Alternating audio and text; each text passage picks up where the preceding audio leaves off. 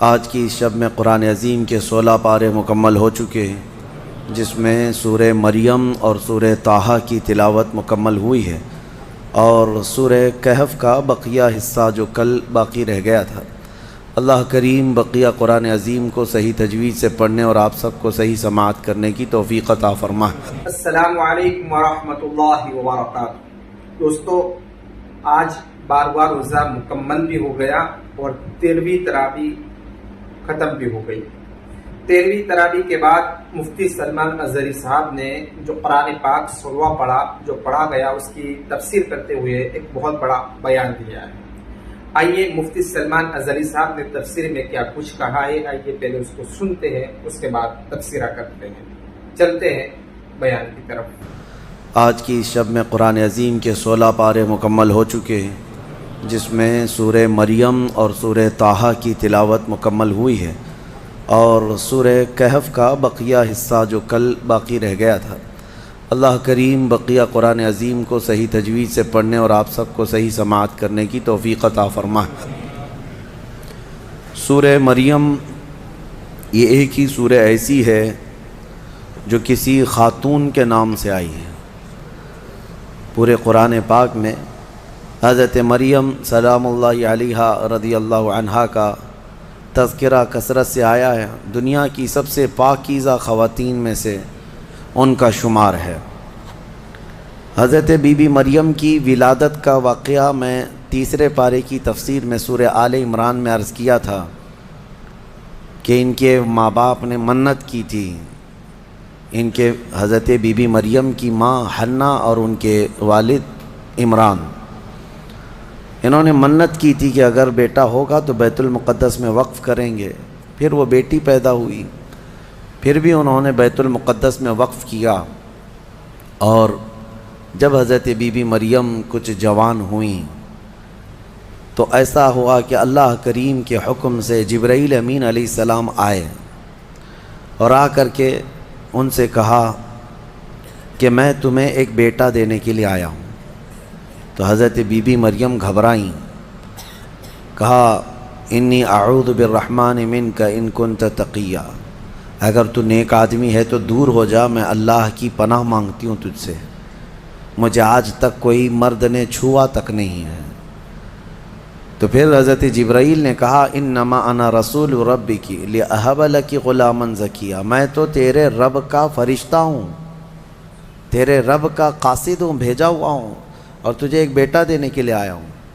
Be be مریم نے پوچھا، قالت انا یکون لی غلام ولم یمسسنی بشر ولم اک بغیا، مجھے بیٹا کیسے ہو سکتا ہے، مجھے آج تک کسی مرد نے چھوا نہیں اور نہ ہی میں بدکار عورت ہوں، مجھے کیسے بیٹا ہوگا؟ قال کذالک، جبرائیل امین نے کہا ایسے ہی اللہ چاہتا ہے۔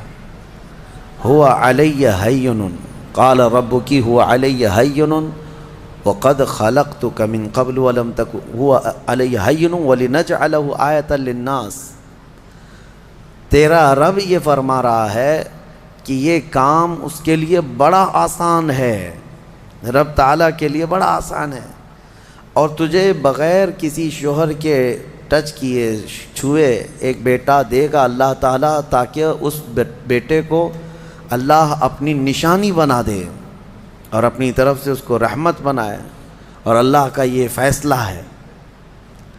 یہ بات چیت ہو رہی کس کے درمیان؟ حضرت بی بی مریم اور حضرت جبرائیل علیہ السلام۔ جبرائیل علیہ السلام اللہ کے فرشتے ہیں، فرشتوں کے اندر یہ بات پہلے سے آپ کو یاد رہے، نہ وہ فرشتے مرد ہیں نہ عورت ہیں، نہ ان کے اندر انسانی فطرت کے تقاضے جو ہوتے ہیں، شہوتیں، وہ بالکل نہیں ہوتی۔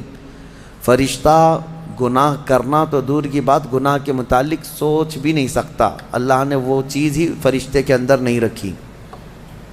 فرشتوں کے اندر شہوت کا مادہ ہے ہی نہیں، خواہشات نفسانیہ بالکل نہیں، نفس ان کے اندر نہیں ہے۔ جبرائیل امین علیہ السلام جب ان کا اور حضرت بی بی مریم کا جو یہ کنورسیشن ہے، اس کو قرآن پاک میں بیان فرمایا رب تعالیٰ نے۔ اب اس کے بعد اچانک ہوا یہ فَحَمَلَتْهُ فَانْتَبَذَتْ بِهِ مَكَانًا قَصِيًّا، اچانک بی بی مریم حضرت جبرائیل امین کے پھونک مارنے سے حاملہ ہو گئی۔ صرف انہوں نے پھونک مارا. کون؟ جبرائیل امین علیہ السلام. پھونک مارا تو وہ حضرت بی بی مریم کیا ہوئیں؟ حاملہ ہو گئی. اور جیسی وہ حاملہ ہوئیں تو ان کو خوف ہوا کہ اب قوم کیا کہے گی. تو وہ ایک آبادی سے بہت دور چلی گئیں جہاں کوئی نہ دیکھتا ہو، اور وہ ایک گھنی باغیچے کے جو کھجوروں کے درخت وہاں پر تھے اس باغیچے میں چلی گئیں. یہ ایسا نہیں ہے کہ یہ حمل 9 مہینے کا تھا، بلکہ یوں حمل ہوا اور پھر بچے کی ولادت بھی. زیادہ دن تک کا یہ عمل نہیں تھا. بہرحال جب حضرت بی بی مریم بچے کی ولادت کے آثار نظر آنے لگ گئے، قریب ایک باغیچے میں گئیں. وہاں کا تذکرہ بھی رب تعالیٰ فرماتا ہے فَأَجَاءَهَا الْمَخَاضُ إِلَى جِذْعِ النَّخْلَةِ، ایک کھجور کے درخت کی جڑ کو پکڑ کر کے وہ بیٹھی رہیں، اور پھر اس کے نیچے سے وہاں سے آواز دینے لگی اپنے رب کو کہ مولا میری حفاظت فرما. اور درد ایسا ہوتا ہے ولادت کے وقت کا، اس وقت کے الفاظ حضرت بی بی مریم کے قرآن فرما رہا ہے. وہ کہہ رہی تھی کنت نسیا منسیا، یہ درد سے پہلے میں مر گئی ہوتی، بھلا دی گئی ہوتی، کاش میں ان تمام چیزوں میں نہ ہوتی. عورت جو ہے اس درد کے وقت بہت ہی زیادہ فرسٹریٹ ہوتی ہے، بہت تکلیف دہ ہوتی ہے، تکلیف زدہ ہوتی ہے، اس قدر کہ موت کے وقت ہونے والی تکلیف سے تھوڑی سی کم تکلیف بچے کی ولادت کے وقت ہوتی ہے. ایک عورت کو یہ آسان چیز نہیں ہے. اس کی تقریباً 40 کے قریب ہڈیوں سے تو روح نکل چکی ہوتی ہے عورت کے جسم سے جب بچے کی ولادت کا وقت قریب آتا ہے. اور وہ موت کے منہ میں جا کر کے واپس آنا یہ معمولی بات نہیں. اسی لیے اللہ تعالیٰ نے قرآن میں اس کا ذکر فرمایا. وہ حمل یعنی عورت جو ہے حملہ وفصالہ 30 شہر، یہ آیت ہے، اس میں اللہ تعالیٰ فرماتا ہے ووضعتہ کرہا، جب وہ بچے کو جنم دیتی ہے تو بڑی تکلیف کے ساتھ دیتی ہے. حضرت بی بی مریم کا بھی جب وہ وقت آیا تو وہ درخت کی جڑ کو پکڑ کر کے آواز دینے لگیں کاش میں اس درد سے پہلے ختم ہو چکی ہوتی، بھلا دی گئی ہوتی. تو رب تعالیٰ کی طرف سے آواز آئی اللہ تحزنی وقد جعل ربکی سریا، گھبرا مت اے مریم، تیرا رب تیرے لیے آسانیاں پیدا فرمائے گا، آسانیاں پیدا فرمائے گا. اس درخت کو ہلاؤ، پکی کھجوریں گریں گی تم پر. حضرت اللہ کی طرف سے حضرت بی بی مریم کو جو پیغامات آ رہے تھے یہ کیا تھے؟ یہاں پر بھی میں بتا دوں، اللہ تعالیٰ اپنے بندوں کو جو پیغامات دیتا ہے اس کے 3 طریقے. ایک وحی ہے جو نبیوں کو دی جاتی ہے، یعنی وہ وحی ہے، اس کو وحی کہتے ہیں، جو اللہ تعالیٰ کا پیغام نبی کو آئے. وحی کے بھی کئی طریقے ہیں، ڈائریکٹ اللہ تعالیٰ سے وہ کلام کر لیں یا کسی فرشتے کے ذریعے سے کر لیں. جیسے جبرائیل امین علیہ السلام جو لے کر کے آتے تھے اور نبیوں کو پہنچاتے تھے، یہ بھی کیا ہے، اس کو کیا کہتے ہیں؟ وحی، وحی ہے. اور اللہ کے ولیوں کو جو پیغامات اللہ کی طرف سے ملتے ہیں اس میں فرشتہ تو نہیں آتا، لیکن اللہ تعالیٰ ان کو کچھ باتوں کی ہدایت دل میں ڈالتا ہے یا ان کے ذہن میں، دماغ میں وہ چیزیں اچانک اترتی ہیں، اس کو کہتے ہیں الہام. یہ وحی نہیں ہے، یہ کیا ہے؟ الہام. اور عام مومنین کے دلوں میں بھی اللہ ہدایت ڈالتا ہے. آپ کو خود بھی کچھ چیزیں سمجھ میں آ جاتی ہیں، یہ صحیح ہے، یہ غلط ہے، یہ اللہ کی طرف سے دی ہوئی ہدایت ہے. اس کو القاء کہتے ہیں. ہے اللہ کی دی ہوئی ہدایت، لیکن اگر وہ نبی کو ہو تو وحی ہے، ولی کو ہو تو الہام ہے، عام مومنین کو ہو تو القاء ہے. اور کچھ کافروں کو بھی ہوتی ہے. کافروں کو جو چیزیں معلوم ہوتی ہیں اس کو استدراج کہتے ہیں، یعنی وہ بھی کچھ چیزیں معلوم کر لیتا ہے. بہرحال یہ ایک الگ بحث ہے. حضرت بی بی مریم کو یہ الہام اللہ کی طرف سے تھا. اللہ تبارک و تعالیٰ نے ان کو فرمایا کہ درخت کی یہ جڑ کو ہلاؤ، پکی کھجوریں گریں گی. کھجوریں گریں تو اللہ کا حکم ہوا فکلی وشربی وقری عینا، کھاؤ پیو اور اپنی آنکھیں ٹھنڈی کرو. درد زہ اس کو کہتے ہیں، بچے کی ولادت کے وقت ہونے والا درد. قرآن کے اعتبار سے اس درد کے وقت عورت کو کھجور کھانا چاہیے. کھجور سے افاقہ ہوگا، کیونکہ قرآن میں اللہ نے بی بی مریم کو یہ عطا فرمایا۔ وہ کھجوریں کھائیں اور اس کے بعد اب جو حکم تھا اللہ کا وہ کیا تھا؟ فَإِمَّا تَرَيِنَّ مِنَ الْبَشَرِ أَحَدًا فَقُولِي إِنِّي نَذَرْتُ لِلرَّحْمَنِ صَوْمًا، اگر کوئی آدمی تجھے نظر آ گیا بچہ ہونے کے بعد، بچے کو دیکھ کر کے کوئی بھی اگر تم کو نظر آیا تو بات مت کرنا کسی سے۔ اس وقت چپ کا روزہ ہوتا تھا، یعنی خاموشی کا روزہ۔ ہماری شریعت میں نہیں ہے، لیکن پہلے کی شریعت میں چپ رہنے کا روزہ بھی ہوتا تھا، یعنی وہ جو ٹائم ہے اتنے ٹائم تک کسی سے بات نہیں کریں، یہ ہونا چاہیے، لیکن ہماری شریعت میں نہیں ہے۔ کاش یہ روزہ عورتوں پر ہو جاتا، بہت سارے لوگ محفوظ ہو جاتے ہیں۔ خیر، حضرت بی بی مریم کو کہا گیا کہ چپ کا روزہ رکھنا، اور کوئی بھی اگر بات کرے تو اشارہ کرنا اپنے بیٹے کی طرف کہ اس سے بات کرو، میں آج چپ کا روزہ ہوں، یعنی وہ اشارہ لوگ سمجھ جاتے تھے کہ روزہ ہے۔ تو حضرت بی بی مریم وہاں جب پہنچی تو درد زہ کے بعد حضرت عیسیٰ علیہ السلام پیدا ہو گئے۔ وہ ایک پتھر پر جلوہ بار ہوئے، اور جیسے ہی پیدا ہوئے حضرت عیسیٰ علیہ السلام وہ پاک صاف تھے، کوئی دایا نہیں، کوئی نرس نہیں، کوئی نرسنگ ہوم نہیں۔ یہ اللہ تعالیٰ کی قدرت تھی، ایک صحیح سلامت بیٹا، اور وہ بھی اللہ کی نشانی بنانی تھی بغیر باپ کے۔ حضرت عیسیٰ علیہ السلام پیدا ہوئے اور حضرت بی بی مریم اپنے بیٹے کو اٹھائیں اور لے کر کے چل پڑیں ایک ہی دن میں، جس کو کہتے ہیں زچہ عورت، یعنی جس کا بچہ ہوا ہوتا ہے وہ عورت کمزور ہو جاتی ہے، لیکن حضرت بی بی مریم اپنے بیٹے کو اٹھائیں اور چل پڑیں۔ جیسے ہی وہ بستی کی طرف آنے لگی، ان کی گود میں بچہ تھا، لوگوں کی نظر پڑ گئی، کوئی ادھر ادھر چیمی گوئیاں شروع ہو گئیں، باتیں کانا پوسی، لوگ جمع ہوئے اور پوچھنے لگے، یا اخت ہارون ما کان ابوک امرأ سوء وما کانت امک بغیہ، اے مریم تو بڑی پاک خاتون ہے، اخت ہارون کہا جاتا تھا پاک عورت کو، تو بالکل ہارون کی بہن کی طرح ہے، تو نے یہ کیسے کر لیا؟ نہ تیرا باپ بدماش تھا، نہ تیری ماں بری تھی، یہ کہاں سے آ گیا تیرے اندر بچہ؟ فاشارت الیہ، بی بی مریم نے اپنے بیٹے کی طرف اشارہ کیا، اس سے بات کرو، میں آج چپ کا روزہ ہوں۔ لوگوں نے کہا، قالوا کیف نکلم من کان فی المہد صبیا، ہم اس سے کیسے بات کریں جو گود میں بیٹھا ہوا ہے؟ گود کے بچے سے بات کریں گے؟ تو اشارہ اس طرف کر رہی ہے۔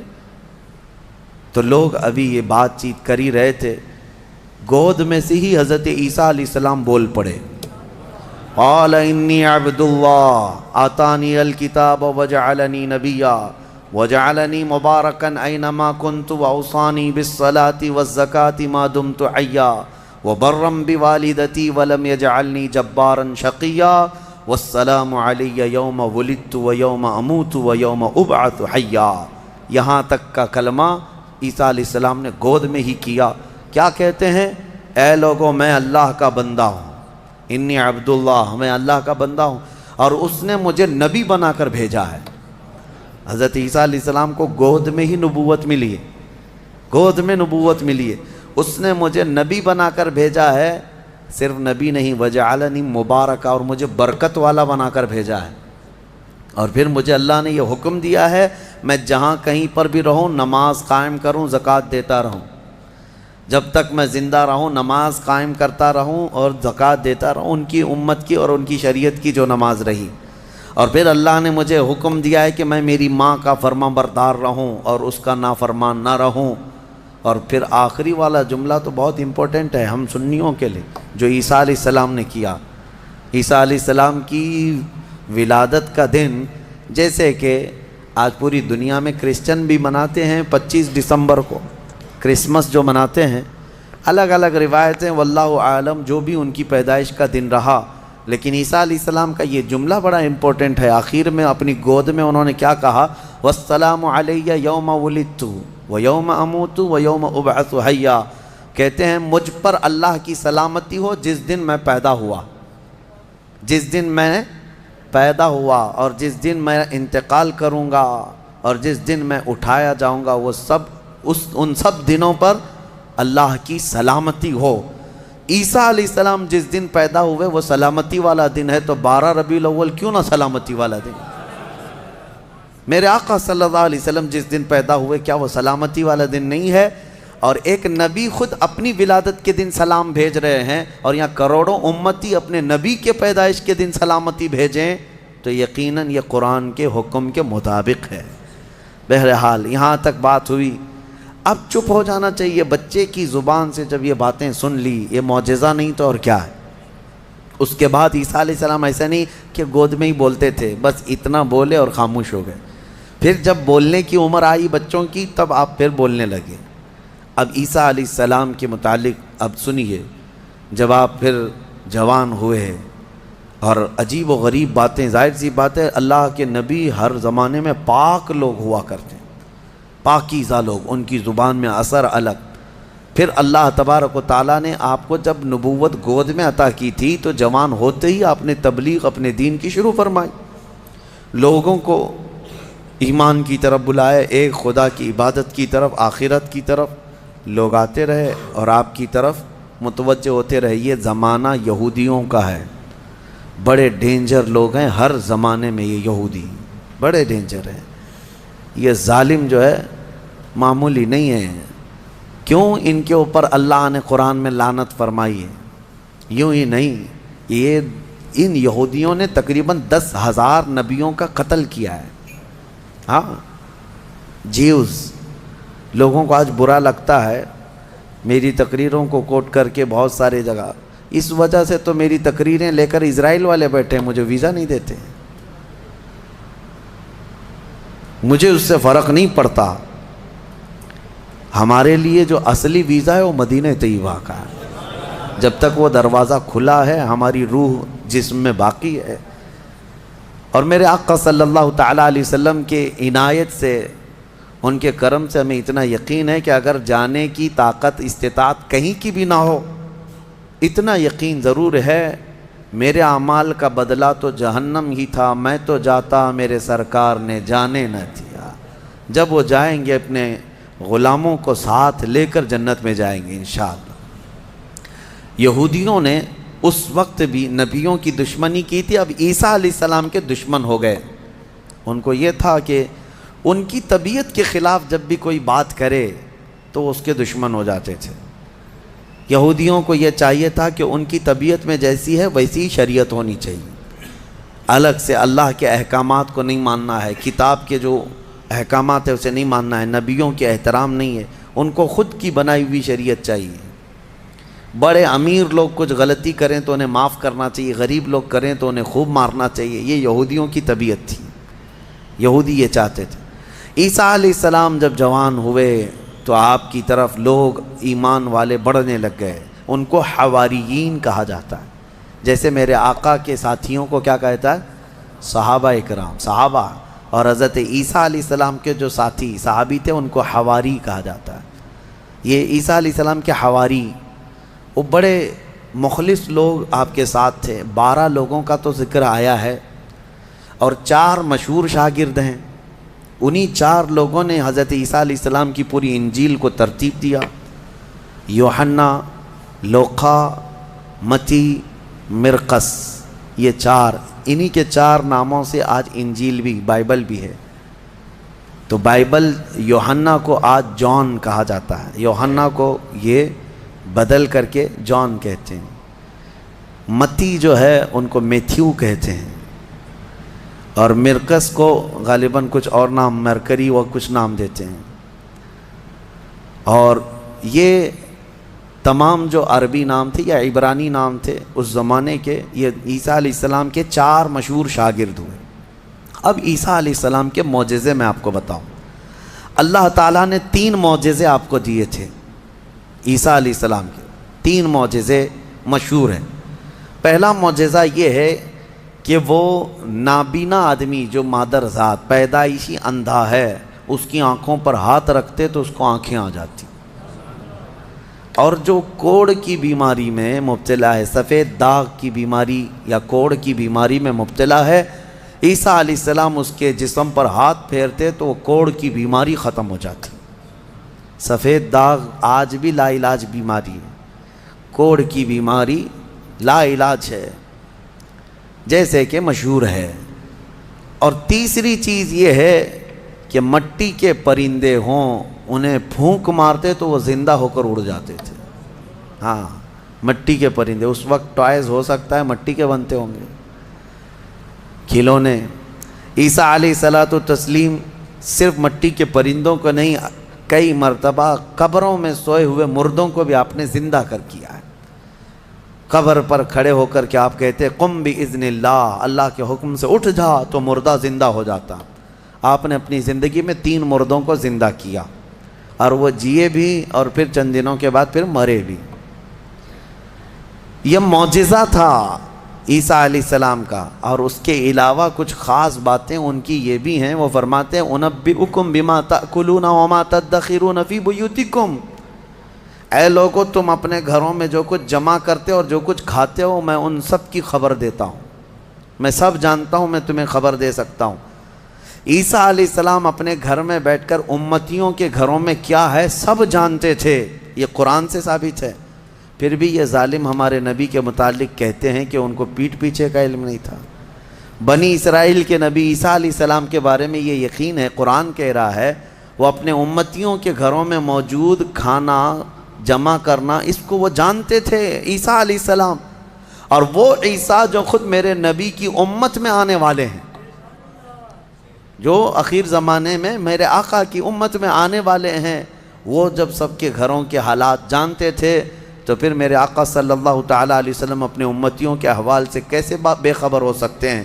الحمدللہ بریلویوں کا یہی کہنا ہے، اور اعلیٰ حضرت فاضل بریلوی رحمۃ اللہ علیہ کا یہ احسان ہے کہ آپ نے صحیح سمت میں جو صحابہ کا عقیدہ تھا وہی عقیدہ ہمیں عطا کیا ہے۔ ہم یہاں سے پکاریں وہ وہاں سے سنیں، مصطفیٰ کی سماعت پہ لاکھوں سلام، اور کوئی غیب کیا تم سے نہاں ہو بھلا، جب نہ خدا ہی چھپا تم پہ کروڑوں درود۔ حضور پاک صلی اللہ تعالیٰ علیہ وسلم کی نظروں میں اللہ نے سب چیزوں کو عیاں کر دیا۔ اب اس کے بعد ہوا کیا؟ یہ یہودی ظالم عیسیٰ علیہ السلام کے دشمن ہو گئے، کیونکہ آپ کا دین پھیلتا جا رہا تھا، عیسائی بڑھتے جا رہے تھے۔ عیسائیوں کی جب تعداد بڑھ گئی تو یہودیوں کو خطرہ ہونے لگ گیا کہ یہ اب پوری کی پوری حکومت ان کے ہاتھ میں چلی جائے گی، جو برسوں سے ہم لے کر چل رہے ہیں۔ تو انہوں نے حضرت عیسیٰ علیہ السلام کو مارنے کا پلان بنایا، جیسے پہلے نبیوں کو مارتے تھے پھر انہوں نے مارنے۔ آج آپ کو یہ لگ رہا ہوگا کہ عیسائی اور یہودی مل چکے ہیں، یہ جھوٹی ملاقاتیں ہیں ان کی، یہ صرف اور صرف اسلام کی دشمنی میں دونوں اپنی جنگوں کو ٹھنڈی رکھے ہیں، ورنہ ہر زمانے میں سب سے زیادہ خطرناک لڑائیاں عیسائیوں کی اور یہودیوں کی ہوئی۔ قرآن نے بھی کہا ہے۔ ابھی اگر میں کہوں تو لوگوں کو عجیب سا محسوس ہوگا، ہٹلر کا ظلم کیا تھا؟ یہودیوں کے خلاف تھا۔ اور بیت المقدس میں ہرکیولس جس کو ہرقل کہا جاتا ہے، اس نے تو توڑ کر کے اینٹ سے اینٹ بجا کے رکھ دیا تھا۔ ٹائٹس ایک بادشاہ گزرا عیسائیوں کا، اس نے تو پورے یہودیوں کو ختم کر رکھا تھا، خون سے نہلا دیا تھا پوری زمین کو۔ بہت مرتبہ ان کی لڑائیاں ہوئی، اور جب یہودی پاور میں آتے عیسائیوں کو مارتے تھے۔ یہ جنگیں تو چلتی رہی ہیں کتنے سالوں تک۔ وجہ بھی ہے جنگوں کی کہ انہوں نے شروع کیا، یہودیوں نے عیسائیوں کو برباد کرنے کے لیے انہوں نے پہلے کیا کیا، ان میں گھس کر کے ان کے عقیدے کو چینج کیا۔ پہلے عیسائی ایمان والے تھے، عیسیٰ علیہ السلام پر ایمان رکھتے، اور عیسیٰ علیہ السلام کو اللہ کا بیٹا نہیں اللہ کا رسول مانتے تھے، اللہ کے رسول ہیں وہ۔ یہودیوں نے انہیں گمراہ کیا، پادری بنا بنا کر کے ان میں گھسا دیا، کہ وہ پادری ایسے چرچوں میں گئے جہاں جا کر کے انہوں نے بائبل کو اپنے انداز سے شرح لکھنا شروع کیا کہ اس کا مطلب یہ ہے، اس کا مطلب یہ ہے، اور پھر بعد والی جنریشن نے اس کا عقیدہ بنا لیا۔ یہ یہودی اسی طرح سے ہماری امت میں بھی گھس گھس کر کے فرقے بنائے ہیں، ان کا کام یہ ہے ہر زمانے میں۔ اور یہ میں ہوا میں نہیں بول رہا ہوں، باضابطہ انہوں نے یہ سب کام کر کے کتابیں بھی لکھی ہیں کہ ہم نے یہ کیا ہے، اعتراف کیا ہے۔ مارکیٹ میں آج کتابیں ملتی ہیں یہ جو کرتے ہیں اور اس کے بعد اعترافی کتاب بھی لکھتے ہیں کہ ہم نے یہ کام کیے ہیں۔ بہرحال عیسیٰ علیہ السلام کو قتل کرنے کا منصوبہ بنایا اور ان کے گھر کے اطراف جمع ہو گئے۔ عیسیٰ علیہ السلام کو اللہ تعالیٰ نے وحی کے ذریعے بتا دیا کہ تمہارے دشمن تمہارے قتل کے درپے ہیں۔ عیسیٰ علیہ السلام اپنے حواریین سے رات میں ملاقات کرتے ہیں، ان کو دین کے ساری باتیں پیش کرتے ہیں، اور جو انجیل تھی جس کو یہ بائبل کہتے ہیں وہ سب اپنے شاگردوں میں تقسیم کر دیا اور سب کو الگ الگ جگہ جانے کا حکم دیا کہ تم فلاں جگہ چلے جاؤ، تم فلاں جگہ چلے جاؤ، تم فلاں جگہ چلے جاؤ۔ اور پھر سب کو یہ اپنی آخری وصیت میں کہا میں اللہ کے حضور جا رہا ہوں۔ یہ ان کے آخری پیغامات تھے اپنے شاگردوں کو، اپنے صحابہ کو، اپنے حواریین کو کہا۔ ان کے حواریین سب چلے گئے، عیسیٰ علیہ السلام اکیلے تھے گھر میں۔ اب یہودیوں نے ان کے گھر کا گھیراؤ کر لیا۔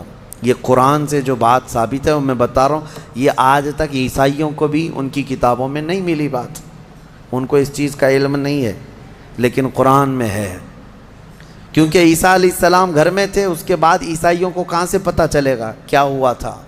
عیسیٰ علیہ السلام کے جو حواریین تھے وہ بھی دور چلے گئے تھے، گھر میں کیا ہوا کسی کو نہیں معلوم۔ ہوا یہ کہ یہودی قتل کرنے کے لیے آئے اور اپنے ایک بندے کو، اپنے ایک قاصد کو گھر میں بھیجا، جاؤ دیکھو عیسیٰ ہیں کہ نہیں۔ وہ اندر آیا دیکھنے کے لیے، عیسیٰ علیہ السلام تلاوت میں مشغول تھے۔ اسی وقت قرآن میں اللہ فرماتا ہے ہم نے عیسیٰ علیہ السلام کو اللہ نے آسمانوں پر اٹھا لیا۔ عیسیٰ علیہ السلام کو آسمانوں پر اٹھا لیا گیا، اور جو اندر آیا تھا اس کو عیسیٰ علیہ السلام کی شکل دے دیا اللہ نے، اور وہ بھی پوری شکل نہیں، آدھی شکل، اوپر سے وہ عیسیٰ علیہ السلام کی شباہت کا دکھتا تھا۔ وہ اندر ڈھونڈ ہی رہا ہے، بہت لمبا ٹائم ہو گیا۔ یہودیوں نے دیکھا ہمارا بندہ اندر گیا ابھی تک آیا نہیں۔ بہت دیر انتظار کرنے کے بعد جب وہ نہیں آیا باہر، تو سارے یہودی تلوار سوتے خود ہی گھس گئے اندر، گھر کے اندر، اور جا کر کے دیکھا تو یہ شخص کھڑا تھا، عیسیٰ علیہ السلام کی شکل تھا۔ پکڑ کر کے لائے اسی کو کہ عیسیٰ مل گیا، عیسیٰ مل گیا۔ وہ جوش میں تھے، لا کر کے سولی پر چڑھا دیا اپنے ہی بندے کو، اس کو سولی پر، سلیب پر چڑھا دیا اور قتل کر دیا۔ وہ پھانسی پر بیچارہ چڑھ گیا۔ اس کے بعد ان کی دماغ میں یہ بات آئی، اب کھوپڑی کھلی کہ ہمارا بندہ کہاں گیا، جس کو ہم نے گھر میں چیک کرنے کے لیے بھیجا تھا وہ کہاں گیا؟ تو بعض لوگوں نے پیر یعنی ناف سے لے کے نیچے تک کا حصہ دیکھ کر کے کہا یہ تو ہمارا بندہ دکھتا ہے، ہمارا آدمی دکھتا ہے جس کو ہم نے اندر بھیجا تھا، اس لیے کہ اس کے نیچے کا حصہ جو ہے ہمارا وہ جو شخص تھا اس سے ملتا جلتا ہے۔ تو پھر وہ کہنے لگے یہ اگر ہمارا یہ آدمی ہے تو پھر عیسیٰ کہاں گئے؟ وہ کہاں ہیں؟ گھر کے اندر سے کہاں چلے گئے؟ ہم نے تو گھر کا گھیراؤ کیا تھا۔ وہ اسی شک میں پاگل ہوتے رہے بیچارے، یہ اگر عیسیٰ ہے تو ہمارا شخص کہاں ہے، اگر یہ ہمارا شخص ہے تو عیسیٰ کہاں ہے؟ اور زبردستی کسی کو پھانسی دے دیا، پھانسی پر چڑھایا اور اعلان بھی کر دیا سب کو کہ ہم نے عیسیٰ علیہ السلام کو پھانسی دے دیا۔ بیچارے یہ عیسائی نادان لوگ یہودیوں کی بات پر مان بھی گئے کہ ہاں ہمارے عیسیٰ جو ہے صلیب پر چڑھ گئے، صلیب پر چڑھ گئے۔ حالانکہ عیسیٰ علیہ السلام صلیب پر نہیں چڑھے۔ ہمارا عقیدہ یہ ہے کہ عیسیٰ علیہ السلام زندہ ہیں اور ان کو آسمانوں پر اٹھایا گیا ہے اور وہ آئیں گے واپس۔ اب یہاں بات یہ ہے کہ عیسائی سارے بھی جو ہے صلیب کے قائل نہیں تھے، یہ تو بہت زمانے کے بعد یہ سب آیا، یہ جو صلیب کا جو نشان ہے پلس کا جو نشان ہے، یہ نشان جو ہے بہت دنوں کے بعد ان کا آیا اور اس پر پھر وہ لٹکا بھی دیتے ہیں۔ عیسائیوں میں بھی الگ الگ فرقے ہوئے، آرتھوڈکس ہے، کیتھولک ہے، اور پھر کئی فرقے ایسے ہیں جن میں پرانے زمانے کے عقائد پر وہ لوگ قائم رہے کہ اللہ کے وہ نبی ہیں، بیٹا نہیں ہیں۔ بہرحال ان میں فرقے پیدا کرنے والے یہودی ہیں۔ اب میں یہاں پر ایک بات کہہ کر اپنی گفتگو کو سمیٹتا ہوں کہ یہ واقعہ ہو کر 550 سال گزر گئے تھے، عیسائی یہودی لڑتے تھے، مرتے تھے۔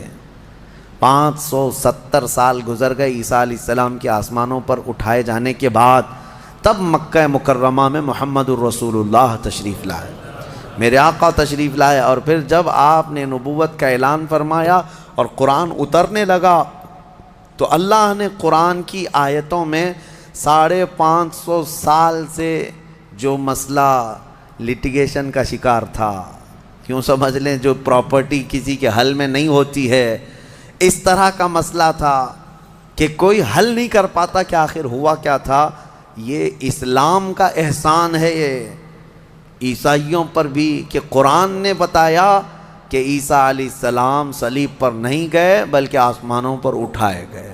اور دوسری بات، عیسائیوں پر ایک بڑا احسان قرآن کا یہ بھی ہے کہ یہودی ہمیشہ بی بی مریم کو گالیاں دیتے رہے، یہودی ہمیشہ الزام لگاتے رہے کہ مریم کے ہاں بغیر باپ کے بیٹا پیدا ہو گیا، غلط عورت تھی، نعوذ باللہ معاذ اللہ، یہودی گالیاں دیتے رہے اور عیسائی صفائی دیتے رہے۔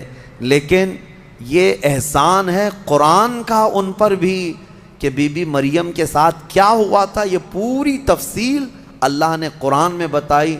عیسائیوں کو تو یہ چاہیے کہ قرآن کا احسان ہمیشہ ماننا چاہیے، بی بی مریم کی طہارت قرآن نے بتائی ہے۔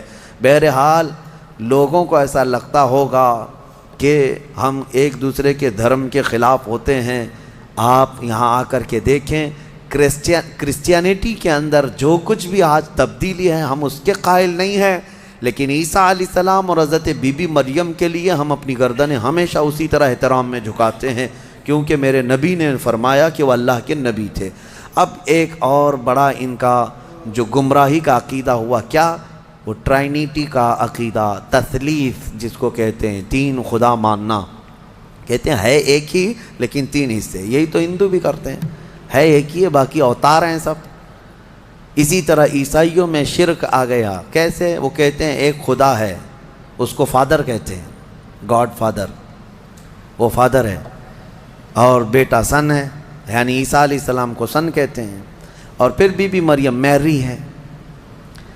ایک فرقہ یہ کہتا ہے کہ تین ہیں، ایک فادر ہے، ایک سن ہے اور ایک میری ہے، یہ تین ہیں۔ اور ایک فرقہ ہے تین خدا مانتا ہے، اس میں ایک حضرت اللہ کو، دوسرے عیسیٰ کو اور تیسرے جبرائیل امین کو، روح القدس کو، یہ بھی خدا۔ اب ان سے کئی مرتبہ بحثیں بھی ہوئی، باتیں بھی ہوئی، تب یہ یہی کہتے ہیں ہے تو ایک ہی، اسی کا یہ حصہ ہے۔ اور آج ہم نے قرآن میں تلاوت کی ہے، سورہ مریم کے اخیر میں اللہ نے فرمایا وَمَا يَنبَغِي لِلرَّحْمَنِ أَن يَتَّخِذَ وَلَدًا، اللہ کو یہ زیب نہیں دیتا کہ وہ کسی کو بیٹا بنائے، کسی کو بیٹا بنائے۔ اب میں آپ کو منطق کے اعتبار سے بھی اگر بتاؤں، بیٹا جو ہوتا ہے وہ باپ کا وارث ہوتا ہے، باپ کا وارث ہوتا ہے۔ اگر اللہ پوری زمینوں آسمانوں سب کا مالک ہے تو پھر بیٹے کو بھی وراثت میں وہی چیزیں ملنی چاہیے، اور بیٹا بھی برابر کا ہے، تو خدا کا تصور کہاں رہا؟ خدا کا تصور کہاں رہا؟ خدا وہ ہے جس کے ساتھ ہم کسی کو شریک نہیں مانتے۔ اور پھر یہ بھی ہے کہ اگر اللہ کو بیٹا بنانا ہوتا تو اپنے حبیب کو بیٹا بناتا، لیکن اللہ تعالیٰ اس سے پاک ہے، منزہ ہے، لم یلد ولم یولد۔ ہمارا عقیدہ یہ ہے، نہ وہ کسی سے پیدا ہوا نہ اس سے کوئی پیدا ہوگا۔ انہیں اس عقیدے سے باز آنا چاہیے۔ لیکن ایک خوشخبری ہے، ایک خوشخبری ہے کہ دنیا میں جتنے عیسائی ہیں، کرسچین ہیں، یہ چاہے مانے نہ مانے، عیسیٰ علیہ السلام جب دنیا میں آئیں گے تو روایات میں یہ ملتا ہے کہ وہ سب کے سب پھر ایمان لائیں گے انشاءاللہ، اور پھر ہر پرچم جو گھر سے لہرائے گا، جواب میں ہر جگہ گھر سے یہی آواز آئے گی لبیک یا وآخر دعوانا ان الحمدللہ رب۔ دوستو، آپ نے سنا مفتی سلمان اظہری صاحب کو 16 پارے کی تفسیر کرتے ہوئے ارشاد فرمایا کہ سورہ مریم یعنی اللہ رب العزت نے عورت کے نام سے ایک پوری سورت اتاری ہے۔ مریم علیہ السلام کے بطن سے عیسیٰ علیہ السلام پیدا ہوئے بغیر باپ کے، یہ اللہ رب العزت کی قدرت ہے۔ اور اس کے بعد سورہ طٰہٰ کی تفسیر فرمائی۔ دوستو، اس ویڈیو کے تعلق سے آپ کی کیا رائے ہے کمنٹ باکس میں ضرور لکھیں۔ ویڈیو کو آپ کی ذمہ داری ہے کہ زیادہ سے زیادہ شیئر کریں تاکہ مسلمان ایسے بیانات سنیں اور لغو باتوں سے پرہیز کریں۔ اور ویڈیو کے تعلق سے آپ کی جو بھی رائے ہے کمنٹ باکس میں لکھیں، شیئر کریے، سبسکرائب ضرور کریے چینل کو. ملتے ہیں نیکسٹ ویڈیو میں، تب تک کے لیے السلام علیکم.